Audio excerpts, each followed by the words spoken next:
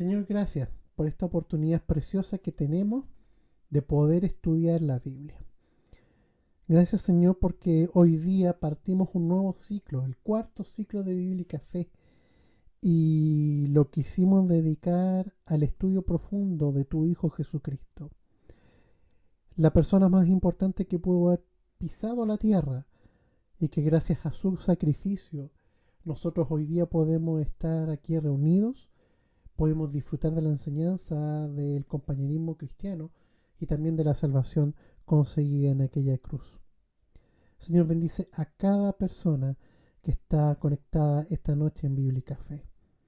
Gracias, Señor amado, por ellos, porque la gente en la que hace latir León de Judá. León de Judá es un centro de estudios que nació por tu mano y cambiaste los planes tú.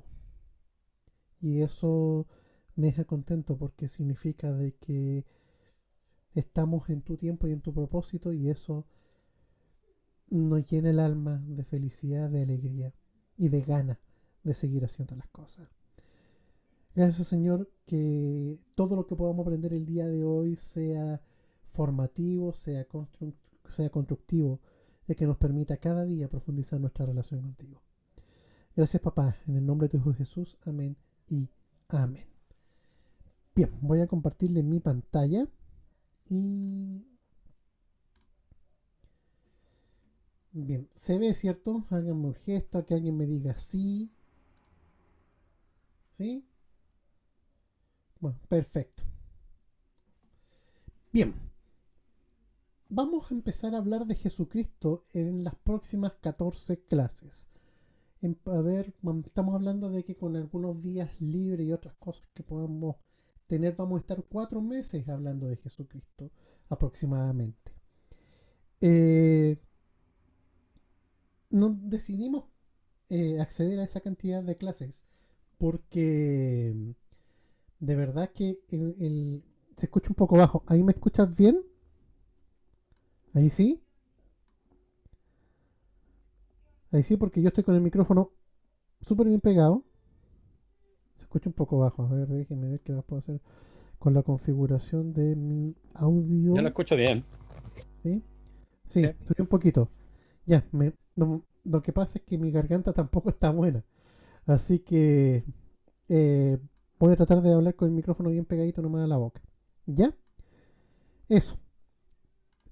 Bien, este ciclo va a hablar de Jesucristo. Este ciclo va a hablar de la figura más importante que ha existido en la tierra. Y ojo, que Jesucristo existe de antes que exista la tierra. Es un ser eterno, pero que se hizo hombre para que pudiéramos nosotros disfrutar de la salvación y de la vida eterna y de la reconciliación con el Padre. Así que va a ser bien interesante este ciclo. ¿Qué es lo que vamos a estudiar en este tiempo? Vamos a estudiar 14 lecciones. Las 14 lecciones son: ¿quién es el Cristo? El Logos, el Hijo de Dios. La cuarta clase es verdadero hombre y verdadero Dios. Ahí vamos a hablar de esta dualidad que existió en la persona de Jesús. Vamos también a hablar un poco del Jesús histórico, en la infancia de Jesús y el bautismo de Jesús. También vamos a hablar un poco del Mesías, de este profeta esperado. Después vamos a hablar de este sacerdote eterno del nuevo pacto. También vamos a hablar del hijo de David, que tiene que ver con esta implicancia del linaje de Jesucristo y prometido a David cuando Dios pactó con él.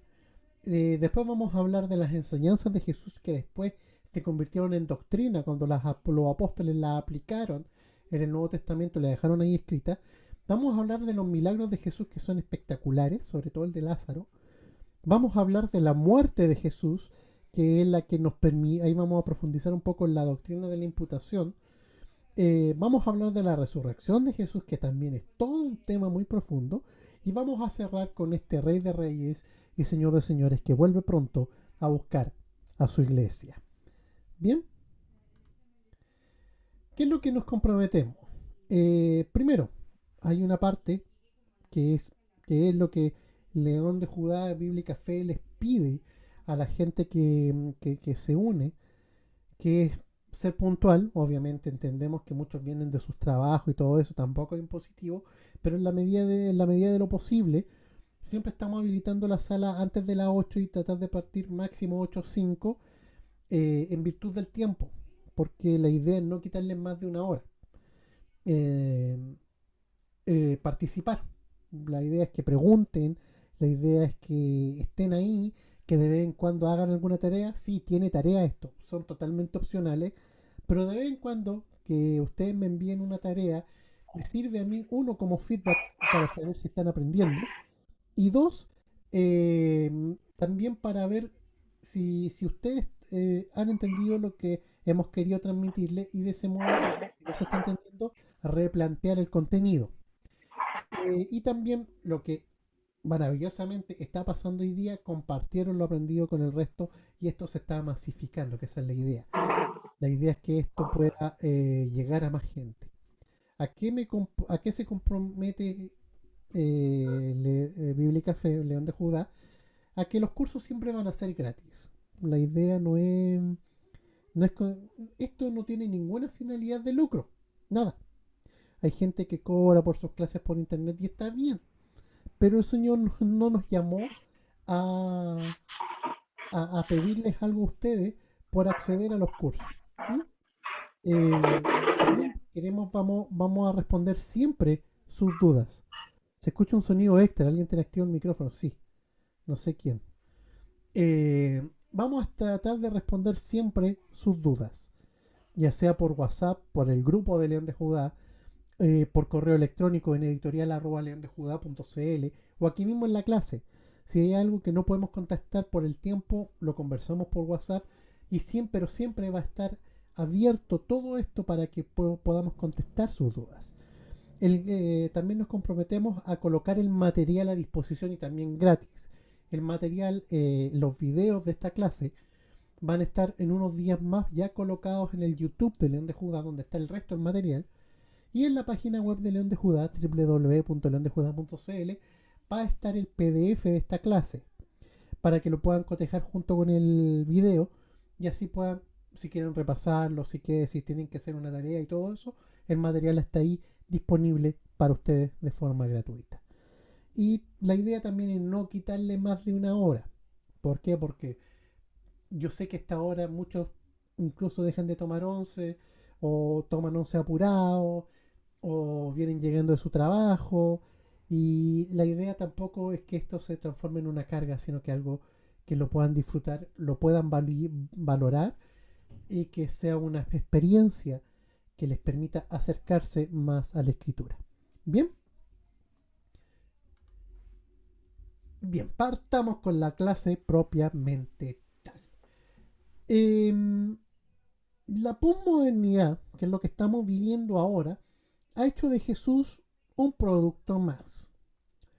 eh, un producto que se mezcla con otras cosas, un producto que se ocupa mal para la risa, o de frentón dicen que no existió, o que si existió no resucitó, y un montón de cosas más que ha venido a debilitar la imagen del Hijo de Dios.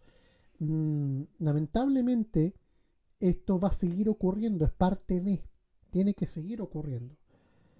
¿Por qué? Porque Jesús no es cualquier personaje. Jesús es un personaje controversial.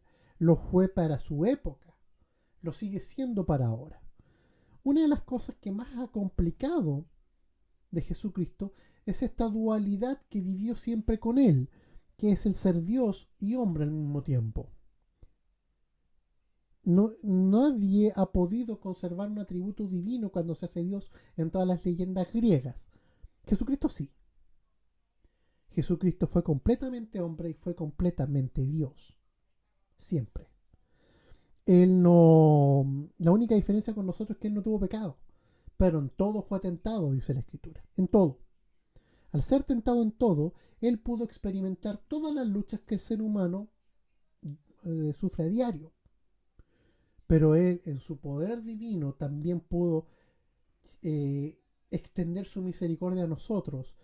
Primero sanando haciendo milagros, resucitando muertos y después dejándose clavar voluntariamente en la cruz del Calvario para que nosotros pudiéramos acceder a la salvación y a la vida eterna. Y son también estos elementos que son tomados por el gnosticismo, que nació en la época de los apóstoles de Jesús y que ha ido mutando y manteniéndose hasta ahora, siglo XXI, año 2000 y algo. Lo que hace el gnosticismo es tomar la figura de Jesús y tergiversarla. Incluso con eso se han escrito muchos libros que han sido bestsellers, como el Código da Vinci, que postula que Jesucristo se casó con María Magdalena, que tuvo una hija, que efectivamente fue crucificado pero no resucitó.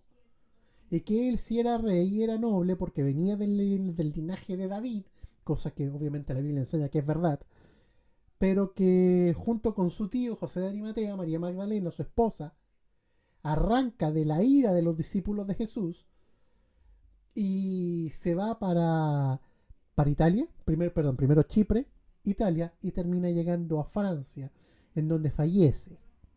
Y su hija se casa con otro noble y así, y crean una dinastía que hasta el día de hoy seguiría existiendo. El gnosticismo postula un montón de otras mentiras más, pero que no son tal, porque la Biblia enseña que Jesucristo efectivamente resucitó y que ahora está sentado a la diestra del Padre y gracias a Él podemos acceder a la vida eterna y está intercediendo por cada uno de nuestros pecados. También la cultura pop le ha hecho flaco favor al Señor, muy, muy, muy flaco. La cultura pop lo ha dañado, lo ha convertido en una mercadería. eh, a veces me duele verlo, su imagen, como se ríen de él o como la toman para tantas cosas que no debiera ser. O sea, Jesús es parte de él, se ríen de él, y es más, mucha gente aprovecha la figura de Cristo para hacer mercadería. Y es eso lo que motiva que tengamos 14 clases para que podamos profundizar y tener herramientas para enseñarle al mundo que Jesucristo es el único que puede cambiar la vida del ser humano y llevarlo de muerte a vida. Bien, ¿qué es lo que vamos a estudiar el día de hoy? El día de hoy nuestra clase va a estar dividida en tres partes. Primero vamos a estudiar al Cristo, después vamos a hablar de Jesús y las fuentes históricas, y después vamos a hablar de Jesús y las fuentes cristianas. De este modo vamos a entender quién es el Cristo. Bien, estudiando al Cristo. ¿Por qué estudiar la vida y obra de Jesús? Primero porque Jesús fue hombre. Y es como les dije anteriormente cuando estábamos en la introducción de la clase, Jesús al experimentar la humanidad vino a entender los sufrimientos humanos. El ser humano después de la caída ha tenido una vida para nada feliz y para nada dichosa. Dios, cuando expulsa a Adán y Eva del jardín del Edén, les pone sobre ellos la carga de que la tierra, cada vez que ellos la quisieran labrar, le iba a dar malezas, espinas y cardos. De que la mujer iba a tener hijos con mucho dolor. Que la vida iba a ser en constante dificultad y nunca el ser humano tendría paz. Son esas cosas que a todos nos atormentan a diario.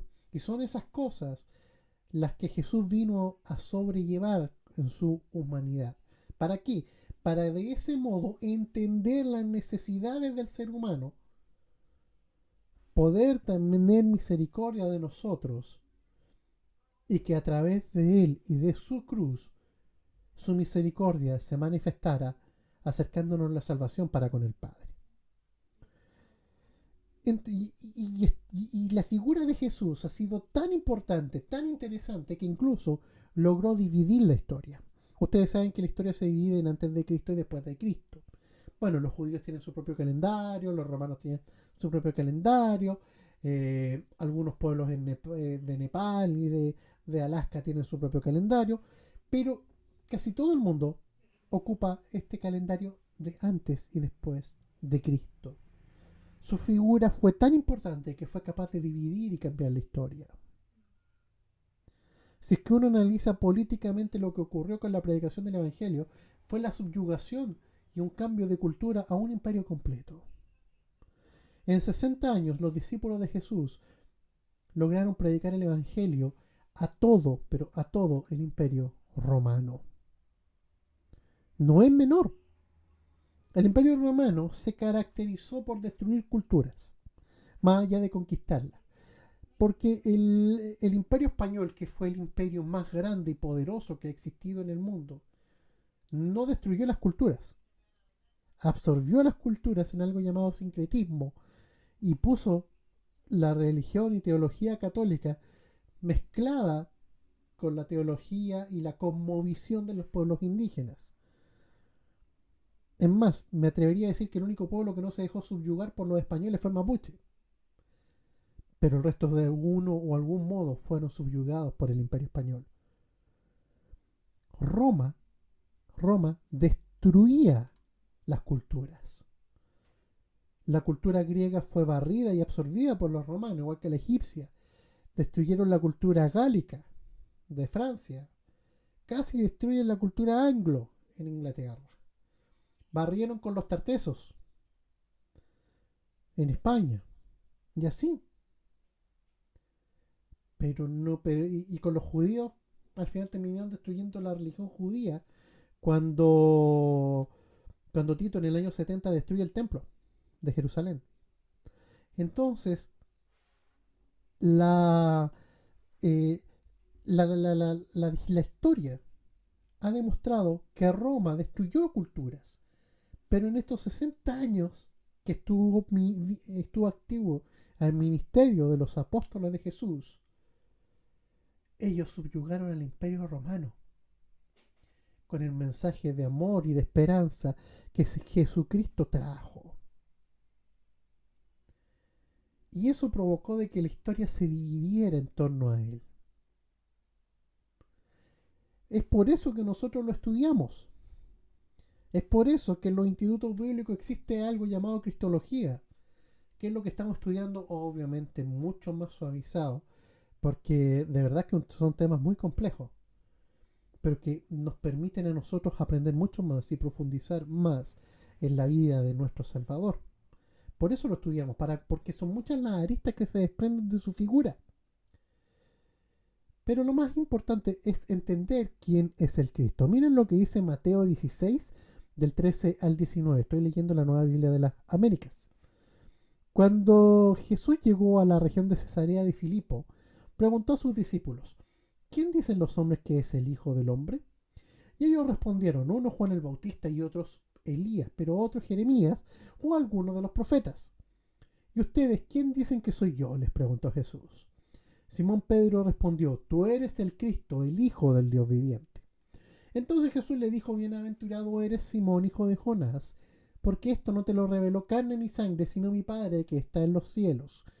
Yo también te digo que tú eres Pedro, y sobre esta roca edificaré mi iglesia, y las puertas del Hades no prevalecerán contra ella.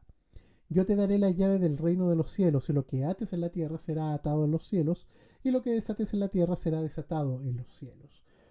Aquí hay una declaración, y es donde parte la primera discrepancia con la doctrina católica. Me pareció una pregunta. ¿Puedo hacer una pregunta? Sí, pues. Active el micrófono o escríbala, lo que usted quiera. ¿Cómo estáis, profe? Bien, bien, ¿y tú? Bien, gracias a Dios. Cuénteme. Profe, ¿me pudí enseñar en esta parte lo que tú estás enseñando? Tuve el fin de semana una discusión con una chica que era bautista y hoy en día se fue a la iglesia católica ¿Ya? y hablamos de este versículo en específico. Ella mira mucho las prédicas y los sermones del Padre Toro y ya está convencida que el texto es muy literal, que para los católicos Simón Pedro sería la piedra. Eh, de alguna manera me gustaría que me enseñarais un poco para tener una defensa de la fe en este texto, especialmente para los católicos, que ellos no la ven de una forma que es Cristo la roca, sino que ellos literalmente ven a Pedro como, no sé, los declaran como el primer papa desde la tierra. Eso, profe. Iba a profundizar en eso, Fernando. Ah, ok. No, tranquilo. Iba a profundizar. A Vale, ver, gracias. no, tranquilo. Lo primero que tenemos que entender de este versículo son un par de temas. Estamos hablando de lo que significa de dos palabras puntuales. Déjenme, voy a agarrar mi lapicito rojo. Ahí está, listo. Ah, me devolví. Ah, avancé, fue sin querer. Listo. Ahí está. Y listo. Pedro. Pedro viene del griego Petros, que significa piedra. ¿Cierto? Roca es otro término. Aquí es Petros y aquí es Petra. Son parecidos. Petra es roca, Pedro es piedra. Bien. Cuando habla de iglesia y de edificar, la forma en que en el griego está planteado no habla de una edificación basada en una persona, sino que habla de una edificación plantada sobre un cimiento. Pedro no es el cimiento, es la declaración de Pedro el cimiento. ¿Por qué? Porque una piedra no puede ser cimiento, pero sí una roca. Contexto. Antiguamente las casas se construían con una piedra en un ángulo y en base a esa piedra gigante semienterrada se construían las casas. Hasta el día de hoy se sigue manteniendo ese ritual de la llamada primera piedra, que ponen una piedra simbólica cuando van a construir cosas, los ministros, presidentes y todas esas cosas, el mismo ritual. Es el cimiento, es la idea, es lo que Pedro declara. Y efectivamente Pedro tuvo la llave de la iglesia. ¿Por qué? Porque Pedro es la que la inaugura el día de Pentecostés con el primer sermón. Y la autoridad de atar y desatar en los cielos es una autoridad totalmente apostólica. Todos los apóstoles, incluyendo a Pablo de Tarso, tuvieron esta autoridad. Todos. Pero que fue detentada solamente por los apóstoles. Pedro no es el primer papa. Pedro no tenía el poder de atar y desatar en la tierra todo lo que quisiera, ni tampoco sobre él se iba a construir la iglesia. La iglesia se construye sobre el fundamento de Cristo. La iglesia fue comprada y establecida por Cristo. Si bien Cristo no estaba físicamente cuando se establece, pero sí estaba su Espíritu Santo, que cayó ese mismo día cuando se establece. Jesús vino para establecer la iglesia. Él se puso como el cimiento de ella. La iglesia se construye sobre Jesucristo. Aquí mismo lo está diciendo. Sobre la declaración de Pedro es donde se construye la iglesia. No es literal. Perdón, es literal. Pero lo están tomando mal porque las traducciones no han sido las correctas. Y, en lo personal, salvo algunos vicios subsanados en la Biblia de Jerusalén, Bober Cántera y Cantera Iglesias, el resto de las Biblias católicas adolece de estas traducciones correctas. No así en las versiones. La traducción católica dice lo mismo. Lo que pasa es que está mal explicado y está mal hecha la exégesis del término. No sé si me explico. Jonathan, levantaste la mano. Los católicos tienen su teología bien definida. Ellos también estudian como nosotros, pero muchas de sus enseñanzas no la basan en las escrituras, sino que tienen una tradición, pues, su tradición este, del Papa. Ellos se rigen por otra cosa o sea, le dan más autoridad a otras cosas que a la misma escritura, pues. Y eso también utilizan libros apócrifos también, eh, y eso contamina, digámoslo así, la fe Exacto, cristiana, pues. exacto. Y es porque, y esa fue una de las cosas que reformó Lutero, que a través de Lutero se empezaron a reformar, de que solamente la escritura puede ser la guía de la iglesia. La guía de la iglesia católica es la iglesia. La Biblia, ¿saben cuándo vino a tener real protagonismo en la iglesia católica? Después del Concilio Vaticano II, entre el 63 y el 68. Recién ahí, no antes. Pero para nosotros, los hijos de la Reforma, desde 1517 que tiene prevalencia. Y desde 1517 que se viene estudiando con denuedo hasta el día de hoy. Y es ahí donde este error de exégesis es súper decidor.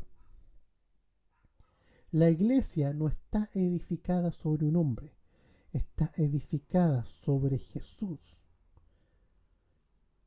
¿Por qué Pedro no podía ser, no podía ser la base de la iglesia? Porque Pedro falla.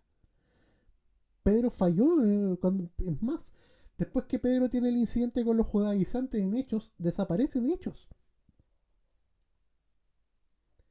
Entonces, un hombre con capacidad de fallo como Pedro y con el temperamento que tenía Pedro, no podía ser el, la cabeza ni el fundamento de una iglesia.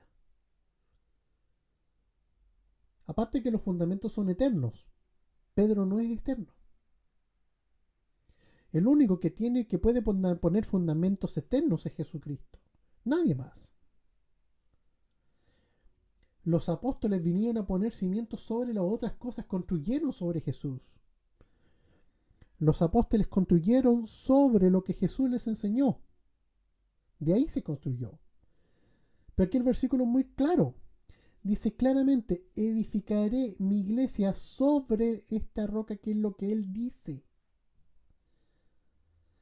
El contexto dice, ¿quién dicen que soy yo? Tú eres el Cristo, el Hijo del Dios vivo. Eso es lo que le está diciendo Pedro. Sobre esa declaración, lo que se está construyendo. No se construyó sobre un hombre, se construyó sobre la certeza de un Jesús que fue enviado por Dios a reconciliar el mundo con él. La iglesia es el resultado del sacrificio de Jesús y de reunir a todos los que han sido salvos por su cruz.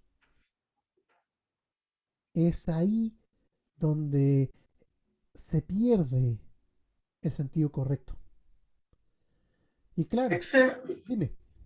entonces, la respuesta es un tema de traducción del griego, No, exégesis. exégesis. Porque si tú analizas las Biblias católicas más críticas y más correctas, van a decir exactamente lo mismo. Ok. Exactamente lo mismo. Es Y, un y- problema de y- exégesis. y el significado que Jesús le da en que él va a tener el derecho de las puertas del Hades, y yo te daré la llave del reino de los cielos, ¿a qué simboliza? Reino de los cielos, lo vimos en el siglo anterior. La iglesia es, es, es el reino de Dios, es el reino de los cielos establecido en la tierra. Ok. Y cuando Pedro, y técnicamente Pedro tiene las llaves porque Pedro es el que inaugura la iglesia. Después de Pentecostés. ¿Y las puertas del Hades? ¿Qué significa esa frase? Y las puertas, no, ahí dice, las puertas del Hades no prevalecerá contra ella, significa de que las puertas del infierno y toda su carga demoníaca no puede destruir a la iglesia. Ok, ok. En 2000 años la iglesia ha desaparecido, ¿No sigue vigente? perfecto. No y el diablo está encargado de hacer lo posible por destruirla. Gracias, gracias. Bien, buenísimo. Juan, dime. Bueno, quería agregar algo. Sí, porfa. Espero que sea como un aporte. que aparte que Pedro no podría ser papa porque Pedro fue un hombre casado. Y se supone que todos los papas son, según la tradición católica, son solteros. Entonces ahí es como, ahí ya tendré como la primera base como para desmantelar, porque Pedro fue, como se dice, un hombre casado y sale hasta en la misma Biblia católica cuando dice que Jesús sanó a la suegra de Pedro, Tal cual, a la suegra de Pedro. tal cual. Entonces, ahí ya tienen como un fundamento en parte para desmantelar eso de que fue el primer papa, porque según lo que dicen los católicos, el papa tiene que ser un hombre soltero. Eso, Muchas gracias, Juan. ¿sí? Ese fue mi aporte. Permiso, ¿puedo decir algo? Jorge, dime, ¿Cómo desde la están? calle. Primero que todo, buenas noches. Sí, voy al trabajo hasta ahora. Mi mamá, que es católica, siempre me dice cuando discuto de este tema, bueno, pero no se menciona la esposa de Pedro. A lo mejor estaba muerta, era viudo quizás, según ella. Incluso dice que se apartó de su esposa y de su familia para dedicarse 100% a la iglesia. Así que no hay peor ciego que el que no quiere ver. Mira, históricamente, Pedro aparece en Roma poco antes que aparezca Pablo por primera vez en Roma. Ya. Cronológicamente podría haber pasado así. Porque Ya. después de Jerusalén se fue a Antioquía. Y desde ahí ¿Pedro? pasa a Roma y se establece en Roma. Estuvo un tiempo con Pablo en Roma, los dos. Después Pablo es liberado, que son la parte que continúa de Hechos, que no está contada en Hechos, porque acuérdense que Hechos se cierra cuando él llega a Roma, pero de ahí fue liberado. Se dice que Pablo llegó a predicar a España y de Sí, nuevo fue sí tomado sale, sí sale. y después fue Sí. de nuevo tomado preso y ahí es donde ya lo decapitan. Pedro ya estaba en Roma, pero Pedro era el obispo de una comunidad totalmente oculta. Y en más, algunas fuentes históricas citan a Juan Marcos como su hijo. Y Juan Marcos Ah, posiblemente sea el Marcos que escribió el Evangelio de Marcos. El más antiguo, basado en el documento Q, que es como del año 38 o 39. Entonces, Pedro estaba con su familia ministrando. Juan Marcos estaba. Yo soy del postulado que cree que Marcos, el escritor del Evangelio, era el hijo de Pedro. Totalmente. Y el escribano de la primera carta de Pedro es Juan Marcos. No así de la segunda. Entonces, es otro argumento. Y aparte que las fechas no cansan tampoco. Porque Pedro llegó poco antes de la persecución de Nerón, cuando todavía estaba Claudio, el emperador. Entonces, después de la persecución de Nerón, Pedro fue uno de los que murió ahí. Pablo no. Pablo logra zafarse de esa persecución por un tiempo en España. Entonces tampoco cuadran fechas. Pedro es simbólicamente el primer papa de la Iglesia Católica, pero aunque eso del sacerdocio también es bastante poco fiable porque no hubo una ley que dijera que los sacerdotes no se podían casar. Era algo voluntario. Si bien la gran mayoría no se casaba. Pero fue hasta el tiempo de la Contrarreforma cuando nace la Compañía de Jesús que se establece el celibato como algo obligatorio. Pero, y para parar el show, porque hubieron papas homosexuales, hubieron papas con familia, la capilla Sixtina en un prostíbulo y tantas cosas más. Pero bueno, la discusión aquí es que Pedro no es la cabeza de la iglesia ni el fundamento de la iglesia, sino que es Jesucristo y lo que Pedro dijo de él. Sobre esa declaración se construyó la iglesia. Miren, la divinidad de Cristo es lo que aquí Pedro manifiesta. Daniela está levantando la mano Ah, no lo había visto, no había visto la mano, que no la puedo ver. Doni, porque tiene prendida la cámara y no se ve mucho. Doni, que no te veo. Yo sí. Es que hablando también, o sea, voy leyendo junto con ustedes el texto Ujú. y quería complementar un poco lo que estabas diciendo, porque la Biblia que tengo yo tiene estas letritas que te llevan a otros textos como para poder complementar o apoyar el texto. Entonces, en la parte que dice, te digo que tú eres Pedro y sobre esta roca edificaré mi iglesia. Entonces, esta parte me lleva a Efesios 2:20 que dice, edificaos sobre el fundamento de los apóstoles y profetas, siendo la principal piedra del ángulo Jesucristo mismo. Después también me lleva a Apocalipsis 21:14, que dice, y el muro de la ciudad tenía 12 cimientos, y sobre ellos los 12 nombres de los 12 apóstoles del Cordero. O sea, esto no habla que o sea, lo que yo interpreto de esto, que ahí tú corrígeme, Exe, de que no es necesario, o sea, no se está refiriendo que no es como tú, Pedro, vas a hacer la iglesia, sino que es los apóstoles, como que él usó a los apóstoles para llevar el evangelio y la iglesia, y es la primera iglesia, la iglesia primitiva. Entonces, eso es lo que yo creo que dice aquí, que ellos son como que empiezan a llevar este fundamento, pero siempre la roca es Cristo, Cristo mismo. Tal cual, Eso quería aportar a Dios. tal cual. Jesucristo es el fundamento sobre la cual sobreedificaron los apóstoles. Ellos fueron los muros, pero el cimiento es Jesús. ¿Este era el texto que iba a citar Jonathan, el de Efesios? La de Efesios. Perfecto. Sí, Efesios. Pero hay que tomar en cuenta que en la época cuando de Jesucristo no había iglesia primitiva. No, la iglesia nace después que Jesucristo asciende Entonces, y Espíritu Santo baja. de tomar en cuenta también cuidar ahí un poco los contextos, porque sí complementa esa cita de Efesios, pero este, eh, hay que, hay que trabajarla para que no se malentienda, pues. Sí, sí, pero genial. Genial, genial. Aparte, Dime. es un- aparte que lo que se nos olvida a todos es que Jesucristo está vivo y resucitó y Jesucristo sigue siendo la cabeza.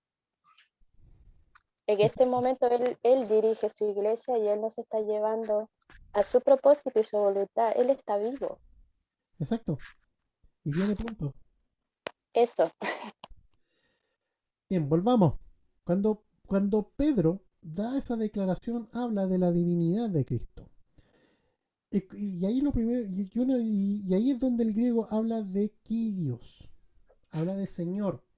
La Septuaginta, el número 70 en número romano, es una abreviación de Septuaginta. La Septuaginta es el Antiguo Testamento griego, tenía 70 libros, de los cuales ahí aparecen los libros católicos que se heredaron, los famosos apócrifos deuterocanónicos, están dentro de ese grupo. El griego, la Septuaginta lo tradujo como Kyrios, que en griego es Señor. Pero ¿quién es este Cristo? Su nombre verdadero era Josué. Aquí es donde entra una cuestión de puntitos que yo le llamo yo, las masoras. En hebreo el nombre de Jesús es Yehoshua, que si lo traducimos textual es Josué. ¿Sí? Josué. ¿Cómo hace Josué? Sí. Los puntitos en el alfabeto griego se llaman masoras. Y las masoras son un sistema vocálico para tratar de mejorar la pronunciación de un alfabeto que no tiene vocales, como el hebreo. El hebreo no tiene vocales. Son las masoras las que influyen la vocalización del hebreo. Es ahí donde unos puntitos más allá cambia a Yeshua y deja de ser Yehoshua. Y la Septuaginta fue la que lo tradujo como Jesús. ¿Por qué? Porque entendió la diferencia. Bien, pero el Cristo, propiamente tal, el término Cristo, es una forma griega del vocablo Mashiach, o traducido en español como Mesías. En Daniel 9, 25-26 podemos ver que también significa ungido. El Nuevo Testamento dice que Mesías es lo mismo que Cristo. Jorge, ¿puedes mutear un poco el micrófono? Me está entrando todo el ruido de la calle. Porfa.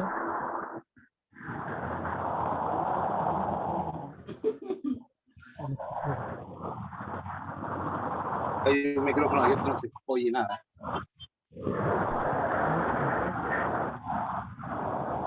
No puedo silenciar. Ahí puedo silenciar. Siléncialo tú. Sí, ahí se silenció. El Nuevo Testamento dice que Mesías es lo mismo que Cristo, tal cual como lo leemos en Juan 1:41 y Juan 4:25. La conjunción Jesucristo entonces viene a implicar porque una conjunción que quedaría, si es que lo vamos a mostrar, si es que somos literales, quedaría como Salvador, ungido y Señor. O sea, el nombre Jesucristo habla de una deidad absoluta. Eso significa Jesucristo, todo junto. ¿Por qué? Porque Josué significa Salvador, o el que salva. Mesías, como ungido, y su símil griego es Cristo. Entonces, cuando Pedro habla de eso, y se translitera a Jesucristo como lo conocemos hasta ahora, quedaría, eso más o menos podría significar ese nombre: Salvador, ungido y Señor. Poderosísimo el nombre de Jesucristo. Y eso es basado solamente en la declaración de Pedro. ¿Sí es maravilloso? Pero Jesús no es solamente alguien que podemos leer en la Biblia. Hay fuentes históricas que hablan de él. ¿Sí? La historia también habla de él. Flavio Josefo es uno de los historiadores más importantes para el cristianismo. Flavio Josefo era un judío de ciudadanía romana, al igual que Pablo. Pero Flavio Josefo fue uno de los que más importantes porque él ha dado más antecedentes hasta ahora de Jesucristo. Por ejemplo, miren lo que dice el famoso Testimonium Flavianum, así se llama en latín, que está en su libro Antigüedades Judías, capítulo 18, versículo 3, sublínea 3. Por aquel tiempo existió un hombre sabio llamado Jesús, si es lícito llamarlo hombre, porque realizó grandes milagros y fue maestro de aquellos hombres que aceptan con placer la verdad. Atrajo a muchos judíos y a muchos gentiles. Era el Cristo. Delatado por los principales de los judíos, Pilato lo condenó a la crucifixión. Aquellos que antes lo habían amado no dejaron de hacerlo, porque se les apareció el tercer día de resucitado. Los profetas habían anunciado este y 1000 otros hechos maravillosos acerca de él. Desde entonces hasta la actualidad existe la agrupación de los cristianos. Este es uno de los testimonios más profundos y más certeros de un historiador de la época. Flavio Josefo nace cerca del año 80, ya cuando había en la diáspora, después que se había destruido Jerusalén y su templo, en el año 70. Y hace su vida cerca de Tarso y otras ciudades más, y escribe este libro en Roma. Entonces es ahí donde Flavio Josefo se explaya en base a lo que escucha y a lo que logra averiguar con los discípulos de los discípulos de Jesús, aquella segunda generación de cristianos. Y es ahí en donde él da este testimonio histórico que está perpetuado hasta el día de hoy. El libro Antigüedad de los Judíos ustedes lo pueden conseguir. Es de editorial Clea. Ahí es buenísimo. Es un libro grande, así gordo, pero de verdad que es súper entretenido. Yo lo leí. Plinio el Joven. Plinio el Joven era también un filósofo y también era un oficial romano. No soldado, pero estos oficiales administrativos. Y en un extracto, una carta que envió a Trajano, uno de los emperadores que también fue bastante perseguidor de los cristianos, él escribe una carta para saber más o menos cómo conducirse con los cristianos. Esto más o menos está escrito entre el 100 y el 112. Dice, y que además maldijeran a Cristo. Aquí así está cortado porque el trozo de la carta está cortado. Le faltan estos trozos. ¿Bien? Estos todos veneraron tu imagen y las efigies de los dioses y maldijeron a Cristo. Y dijeron que acostumbraban a reunirse al amanecer y cantan un himno a Cristo casi como a un dios. O sea, está hablando de las personas que él obligó a maldecir a Cristo y aquellos que no lo hicieron, sino que cantaban y se reunían a cantarle himnos a Jesucristo. O sea, aquí está hablando de los primeros apóstatas y aquí está hablando en la parte 7 de los primeros cristianos que daban adoración a Jesucristo. Otro importante es Tácito. Tácito es uno de los grandes historiadores romanos. Grandes. De verdad que es súper importante Tácito. Y los eruditos consideran su referencia a la ejecución de Pilatos como auténtica y de altísimo valor histórico. Y esta referencia establece 3 hechos independientes sobre la Roma de alrededor del año 60. Existía en eso Tácito dice que había un gran número considerable de cristianos en Roma, que era imposible distinguir entre los cristianos y los judíos de Roma también, y que los paganos de la época hicieron una conexión entre el cristianismo en Roma y su origen en la Judea romana. O sea, ellos sabían que Jesús venía de allá. Y entonces miren lo que escribe Tácito acerca de la persecución de Nerón. En consecuencia, para deshacerse de los rumores, Nerón culpó e infligió las torturas más exquisitas a una clase odiada por sus abominaciones, quienes eran llamados cristianos por el populacho. Cristo, de quien el nombre tuvo su origen, sufrió la pena máxima durante el reinado de Tiberio a manos de uno de nuestros procuradores, Poncio Pilato, y la superstición muy maliciosa, de este modo sofocada por el momento, de nuevo estalló no solamente en Judea, la primera fuente del mal, sino incluso en Roma, donde todas las cosas espantosas y vergonzosas de todas partes del mundo confluyen y se popularizan. En consecuencia, el arresto se hizo en primer lugar a quienes se declararon culpables. A continuación, por su información, una inmensa multitud fue condenada, no tanto por el delito de incendiar la ciudad como por su odio contra la humanidad. O sea, los romanos consideraban el cristianismo como algo malo. Es por eso que ahí dice el populacho le llamaba cristiano. El nombre cristiano nació como algo peyorativo, como un sobrenombre malo. Es como les contaba hoy día en el grupo a Marianela, de que aquí en Chile peyorativamente a los evangélicos nos dicen canuto. Es por Juan Canut de Bon, predicador callejero del siglo XIX. Entonces ser cristiano era algo peyorativo, le llamaba a la gente, así el populacho, lo más rasca, lo más ordinario, lo más feo, llamaba cristiano. Y aquí él habla de cómo eran odiados por la gente por esa forma tan horrible de vivir, que era vivir conforme a lo que decía el Señor. Bien. Después viene Suetonio. Suetonio escribió que Claudio expulsó de Roma a los judíos instigados por un tal Crestus. Miren lo que dice en Vitae Caesar Claudius. A los judíos instigados por Crestus los expulsó de Roma por sus continuas revueltas. Claudio es el antecesor de Nerón. Y en la lista de actividades hechas por Nerón da otra vuelta precisa un poco más la información. Dice, bajo su reinado, hablando de Nerón, se reprimieron y castigaron muchos abusos dictándose reglamentos muy severos. Nerón infligió suplicios a los cristianos, un género de hombres de una superstición nueva y maligna. Se les consideraba maligna porque no entendían que vivieran todos en armonía, que todos vivieran en comunidad, y aparte de eso, que no adoraran dioses y que tampoco se dieran a vicios. Por eso lo llamaban una superstición maligna. A los romanos les encantaba vivir la vida. Después viene Apolonio de Tiana. Apolonio de Tiana es un filósofo que tomó la base de Jesús para escribir un libro en la cual un filósofo judío contaba su vida en primera persona. Y Apolonio de Tiana dice, incluso antes de nacer, hablando de esta persona, se sabía que sería alguien especial. Un ser sobrenatural le informó a su madre que el hijo que ella iba a dar a luz no sería un simple mortal, sino un ser divino.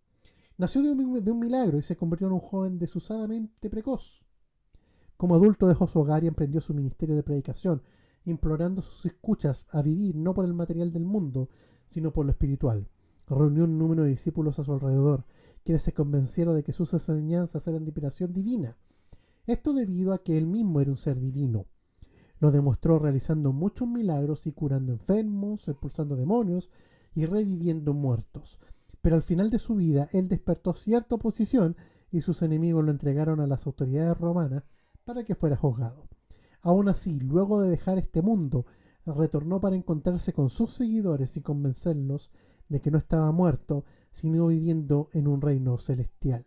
Tiempo después, algunos de sus discípulos escribieron libros sobre él. Todas estas fuentes históricas hablan de un Jesús que existió, de un Jesús que estuvo en la tierra, de un Jesús que incluso, como Apolonio de Tiana, ocupándolo como figura central de un libro. Apolonio de Tiana es más o menos del año 100, 120. Habla de los discípulos de Jesús y del mensaje que llevaron al mundo. O sea, todos ellos están, y estos documentos tú los puedes encontrar, están en internet, los puedes buscar, los libros los puedes conseguir. Hablan de la historicidad de Jesús. Jesús existió, Jesús estuvo en la tierra y tuvo seguidores que llevaron su mensaje a una costa de ser perseguidos y asesinados cruelmente, como lo hizo Trajano, como lo hizo Domiciano, como lo hizo Nerón. Pero también está Jesús en las fuentes cristianas. Ahí ya es un poco más conocido por nosotros. Por ejemplo, en los evangelios es en donde la historia de Jesús es presentada en estos 4 evangelios canónicos. Y la implicación teológica de estos escritos están también en la epístola y en los demás libros del Nuevo Testamento. Los 4 evangelios son la base del Nuevo Testamento y sobre ellos los apóstoles dieron un fundamento teológico y doctrinal a la iglesia.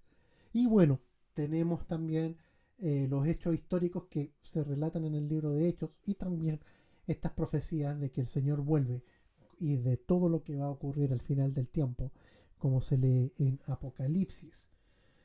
No avanza. ¿Por qué no avanzas? Ahí, avanza. ¿Qué es el Evangelio? ¿Por qué es tan importante el Evangelio para entender a Jesucristo? ¿Qué es el Evangelio propiamente tal? Definámoslo. El Evangelio son las buenas noticias. El Evangelio es la buena noticia de decir de que hay algo que reconcilia al mundo con Dios. La buena noticia de que hay un Salvador que puede sacarte de tu condición de pecado para hacerte libre. ¿Bien? Ese es el Evangelio. Buenas noticias, eso significa Evangelio. En la lengua griega, tal cual. Buenas noticias. Noticias maravillosas, noticias buenas. Es eso. Y el Evangelio de Cristo, propiamente tal, como lo vimos en el primer ciclo. Pero, Jonathan, ¿me decías? Sí, iba a decir que cuando presentamos el Evangelio debemos presentar también la mala noticia, Ah, claro. Que es que decir que antes si de la buena presentas al noticia, Señor, porque si hay una buena noticia, tenemos que hablar de la mala noticia, porque si no, no estamos predicando el Evangelio, pues. claro. La gente siempre va a preguntar de qué te va a ¿De qué me salvar tengo que Dios. salvar? Ajá, ¿de qué me tengo que salvar? Ah, de mi pecado, pero si yo soy bueno, si yo hago buenas cosas, si yo no le hago daño a nadie, y empiezan a argumentar un montón de cosas. Es que claro, la definición de pecado es súper abierta para el mundo. Para nosotros más clara, porque cualquier cosa que se aleje de obedecer a Dios en lo que Él enseña, ya es pecado. Pero ellos creen que pecado, no sé, es que la escala del mundo es súper voluble en cuanto a pecado. No, porque sucede que el mundo ha reducido el mal a solamente robar y matar. Claro, Entonces, yo puedo hacer lo que me da la gana, pero si no robo y no mato, entonces soy bueno. por eso, porque y ellos Eso es mueven lo la que, escala. lo que ha sucedido con este sistema que cada vez se va degradando más y va siendo más relativista Ujú. y se hace más difícil Es lo que pasa predicar el cuando evangelio. vamos a robar robémosle a los que tienen más o robémosle a los que le robaron a la gente. Entonces también están validando el robar. Fíjate. Entonces, pero esa es la escala del mundo. Y el Evangelio de Cristo tiene que ver con entender qué es realmente el Evangelio. Y ahí es donde los invito a que miren en YouTube el primer ciclo de Bíblica Fe, porque ahí profundizamos en lo que era el Evangelio de Cristo, en cómo es la vida del verdadero Evangelio, cómo es la vida en Cristo, correctamente. Pero también el Evangelio no es algo que es improvisado, sino que, como dice Tito 1:2, fue prometido desde antes. El Evangelio estaba preparado por Dios para salvar al mundo desde antes del mundo. Es una cuestión eterna, una cuestión poderosa, bella, y que Dios ya había diseñado de antes para ejecutarla con su Hijo Jesús. Si por eso es tan importante estudiarlo. Y es ahí donde también nosotros tenemos que cambiar la visión. Nosotros hemos centrado la visión de Cristo en algo cristocentrista, que es Jesús el centro. Bien, nosotros tenemos que cambiarlo a una visión cristotélica. ¿Qué significa telos? Telos habla de finalidad, donde la finalidad de todo lo que ocurre en la Biblia es Jesús. Los escritores del Nuevo Testamento entendieron que que la finalidad del Antiguo Testamento era Jesús. El cristocentrismo habla de que Jesús está al centro de todo, mientras que el cristotelismo habla de que Jesús es la finalidad, el objeto por el cual todas las cosas del Antiguo Testamento pasaron hasta Jesús y que Jesús desencadenó. Entonces, como los apóstoles entendieron esto, fue esto lo que predicaron. Lo que pasa es que nosotros entendimos erróneamente que Jesús tiene que estar en el centro cuando Jesús está en todo. Jesús no está en el centro, Jesús está en todo. La finalidad de todo era Él y es Él, tal como lo profundiza Juan 1. Juan 1 habla de esta eternidad, no de que esté todo centrado en Él y que gire todo en Él. No, Jesús es todo. Jesús es todo. Y en el Antiguo Testamento el Mesías era una expectativa, pero en el Nuevo Testamento esta expectativa se convierte en una experiencia. La esperanza del mundo, la esperanza de algo que te permite reconciliarte con Dios y tener cercanía con Dios, ya era una realidad, ya estaba, se convirtió en un hecho. De eso habla la visión cristotélica. La visión cristotélica es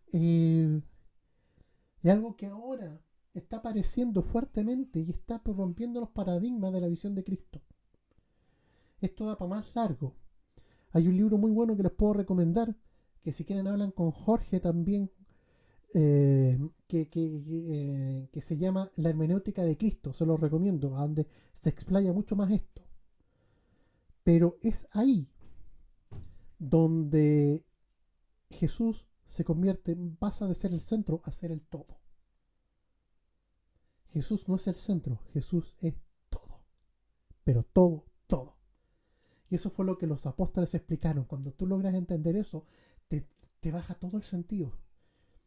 Entiendes cómo toda la historia de la humanidad antes de Cristo venía hablando de Él en todo, en todo, en todo, en todo. Y empiezas a verlo en todo y te empiezas a ver que si ya la figura de Jesús para ti era importante, ahora se hace enorme y te absorbe por completo. Sí, es bellísimo. ¿Y de qué hablan los evangelios sobre Jesús? Aparte de la visión cristotélica. Bueno, ya les dije que los evangelios son la base del Nuevo Testamento. Y bueno, tenemos que los evangelios sinópticos, esto es un repaso, nomás. Le dicen sinópticos porque tienen un contenido similar y muestran a Jesús actuando, registrando sus parábolas, milagros y sus demás hechos. Pero el Evangelio de Juan tiene otra visión. Muestra los discursos más profundos de Jesús. Hay cosas que solamente están aquí. Lo muestra más divino, como el Hijo de Dios. Aquí es donde se ve la divinidad de Jesús totalmente reflejada y lo contextualiza dentro de la Trinidad. Es en el Evangelio de Juan donde se ve eso. Y el propósito es mostrar que la fe en Jesús le trae la vida eterna al cristiano. Juan 3:16, por algo está acá. Los evangelios son una misma narrativa descrita y presentada en 4 formas de tal forma que se complementan. No es que Juan vaya por un lado y los otros 3 vayan por el otro. No, no, no, no, no. Los 4 forman una sola unidad. Una sola unidad indivisible, perfecta, muy linda. Es por eso que yo les recomiendo, se pueden conseguir por ahí una armonía de los evangelios. En algunas Biblias de estudio lo trae. Y si ustedes siguen la armonía del evangelio, se van a dar cuenta que esto es como todo lindo, todo se complementa y arma un espectáculo precioso, muy lindo, en el cual pueden entender a mayor cabalidad Jesús. Son 4 piezas que forman un todo. Es maravilloso. Y los evangelios son la fuente autorizada e inspirada del hombre más grande de toda la historia. Es ahí donde podemos entender y conocer aún más a Jesús. Y la doctrina de Jesús se explica en los demás libros del Nuevo Testamento. Obviamente está aquí presentada. Jesús también habló de doctrina, pero fueron sus apóstoles los que la profundizaron y le dieron fundamento a la iglesia. Bien, para ir cerrando,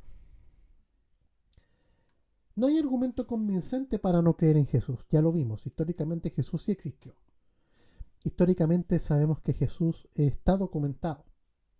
Es incluso, no lo pude conseguir, pero yo sé que incluso están los registros. Yo lo vi en un libro de historia que están los registros. No puedo encontrar el libro, ni lo puedo encontrar por internet. Pero están los registros de Pilato. ¿Por qué? Porque todos los procuradores tenían que documentar todo. Y tenían que hacer varias copias. Una copia quedaba ahí en la Procuraduría de Judea. Y los otros tenían que llevarse a Roma. Jonathan. Creo que el problema en este tiempo, más que todo, sería no demostrar solamente sí que Jesucristo existió, sino eh, quién era, pues, en sí. Claro. Porque muchos creen que existió, pero creen que era un hombre común y corriente, sabio, y ya, pues hasta ahí lo ven como un maestro y punto, pero como Dios no lo ven, pues.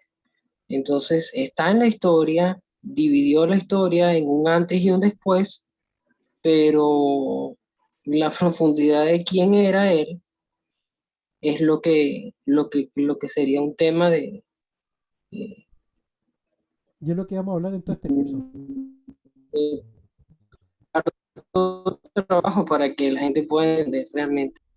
Y eso es lo que vamos a estudiar a partir de hoy día. Esto es la clase 1 de 14. Hay muchas aristas de Jesús, incluso no las vamos a alcanzar a ver todas, muchachos. ¿Hay libros de Pilatos? Sí, pues. Mm. Hay tanto libros de ficción como libros históricos. Hay biografías de Poncio. O sea, no un procurador romano exitoso. Y hay libros apócrifos, una cantidad enorme Enorme. de libros apócrifos. Por eso digo, hay ficciones reales. Hay muchos. Hay un evangelio que se llama el Evangelio de Tomás, que dice que Jesucristo jugaba a la ERE cuando era pequeño. Cosas así Sí. que son,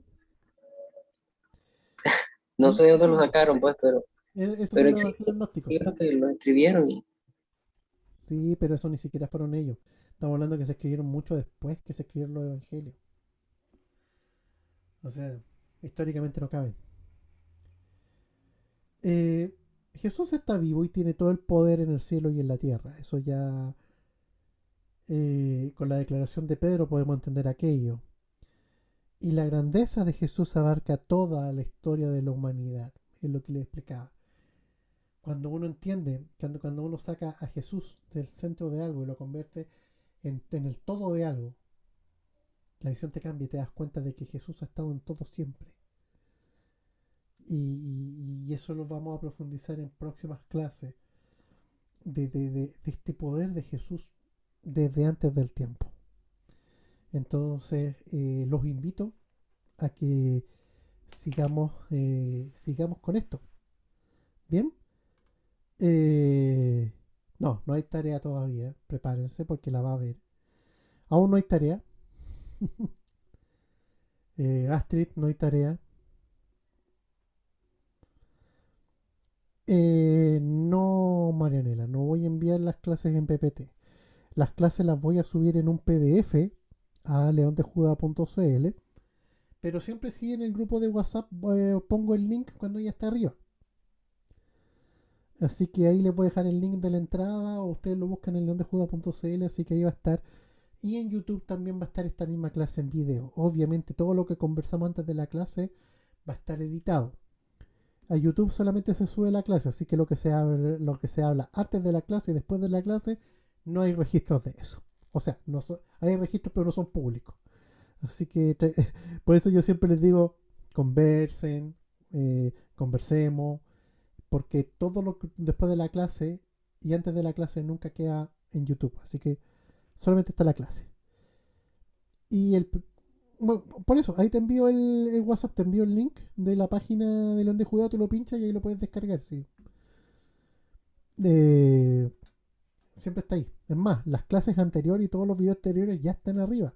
Así que lo puedes consultar en cualquier momento. ¿Ya? Eso, queridas y queridos. Eso. Completamos un poquito más de una hora. Completamos un poquito más de una hora. Partió la clase puntualmente a las 21, a las 27 y son las 21:12.